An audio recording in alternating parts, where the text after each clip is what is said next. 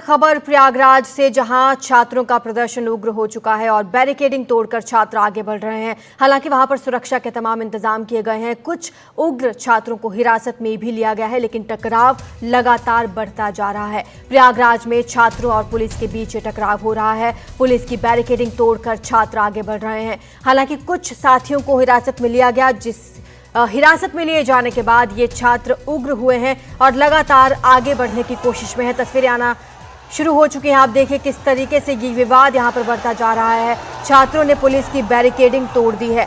UPPCS 2024 और RO-ARO 2023 की प्रारंभिक परीक्षा को 2 दिनों में कराने और नॉर्मलाइजेशन पर उत्तर प्रदेश लोक सेवा आयोग के बाहर ये लोग धरना प्रदर्शन कर रहे हैं और जमकर यहाँ पर तोड़फोड़ की जा रही है।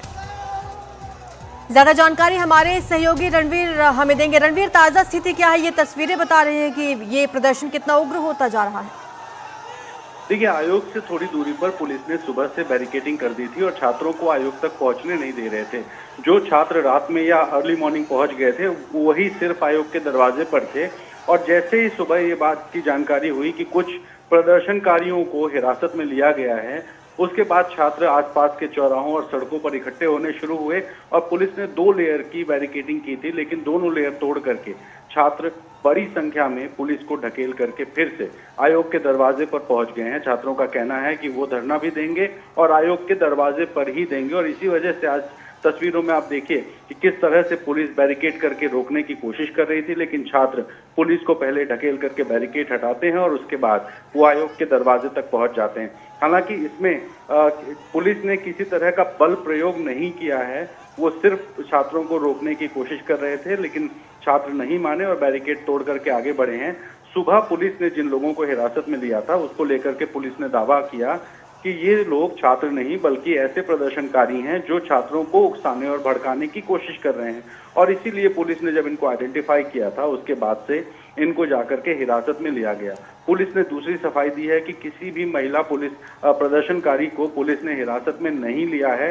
और जो भी इस तरह की अफवाहें फैलाई जा रही हैं कि महिला छात्रों को भी हिरासत में लिया गया है, ऐसा कुछ नहीं है। सिर्फ पुरुष आंदोलनकारी थे जो छात्र नहीं बल्कि सिर्फ किसी राजनीतिक संगठन से जुड़े हुए थे। पुलिस ने उनको हिरासत में लिया था, लेकिन इस बात की जानकारी फैलने के बाद से ही लगातार जो प्रदर्शनकारी छात्र थे उनकी संख्या बढ़ती जा रही थी और संख्या इतनी बढ़ी कि पुलिस की 2 लेयर की बैरिकेडिंग भी काम नहीं आई और बैरिकेड तोड़ करके पुलिस को पीछे करके छात्र फिर से उसी जगह पहुंच गए हैं आयोग के दफ्तर पर, जहां से सोमवार सुबह से वो धरने पर बैठे हुए हैं। तो आज चौथा दिन और स्थिति तनावपूर्ण। और दूसरी तरफ थोड़ी देर में अखिलेश यादव भी प्रयागराज पहुंचने वाले हैं और अखिलेश यादव किसी भी तरह से एयरपोर्ट से सिविल लाइंस की तरफ ना बढ़े, इसको लेकर एक तरफ पुलिस की सुरक्षा इंतजाम है और दूसरे सिविल लाइंस इलाके में आयोग के दफ्तर के पास जहां पर प्रदर्शनकारी छात्र बैठे हैं। तो दोहरी चुनौती पुलिस के लिए भी और छात्रों की का जो गुस्सा है वो सुबह पुलिस की कार्रवाई से बढ़ गया। और उसके बाद आप देखिए छात्रों का आरोप ये है कि जो पुलिसकर्मी हिरासत में लेने के लिए आए हुए थे उनमें कुछ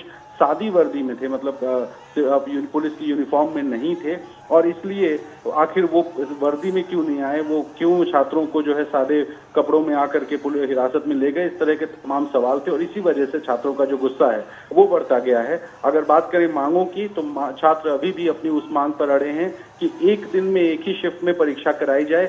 एक से ज्यादा दिन और एक से ज्यादा शिफ्ट में परीक्षा उन्हें मंजूर नहीं है और ना ही नॉर्मलाइजेशन का फॉर्मूला उन्हें मंजूर है। तो चौथा दिन और चुनौती पुलिस की दोहरी हो चुकी है कि एक तरफ अखिलेश यादव को संभालना और दूसरी तरफ इन छात्रों।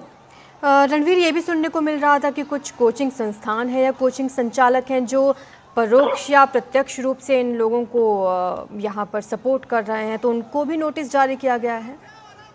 देखिए, ये पहले दिन से आरोप कोचिंग चलाने वालों पर है कि कोचिंग चलाने वाले जो लोग होते हैं वही छात्रों को उकसाते और भड़काते हैं, क्योंकि इसमें उसका हित छुपा होता है। अगर परीक्षा टलेगी तो जाहिर है कि छात्रों को वहां पे ज्यादा दिन कोचिंग में बिताएंगे तो कोचिंग संस्थान वाले ज्यादा पैसे कमाएंगे, इस तरह का दावा है। लेकिन कोचिंग सेंटर्स पर कोई कार्रवाई नहीं की गई। उल्टे कोचिंग चलाने वाले एक बड़ा नाम है, उनके कोचिंग का एक पोस्टर लगा था जिसको कुछ छात्रों ने फाड़ दिया था, उस पर एफआईआर हुई और उसमें एफआईआर करके पुलिस कार्रवाई कर रही है। लेकिन बड़ा आरोप कोचिंग चलाने वालों पर भी है और उन टीचर्स पर भी है जो छात्रों को पढ़ाते हैं प्रयागराज में। और प्रयागराज उत्तर प्रदेश का सिविल सर्विसेज में की परीक्षा की तैयारियों का सबसे बड़ा केंद्र आज से नहीं बल्कि दशकों से है। यूपीपीसीएस और बैंक पीओ से लेकर तमाम जो प्रतियोगी परीक्षाएं होती हैं उसका सबसे बड़ा केंद्र प्रयागराज है और दूसरे नंबर पर कानपुर है, फिर लखनऊ आता है।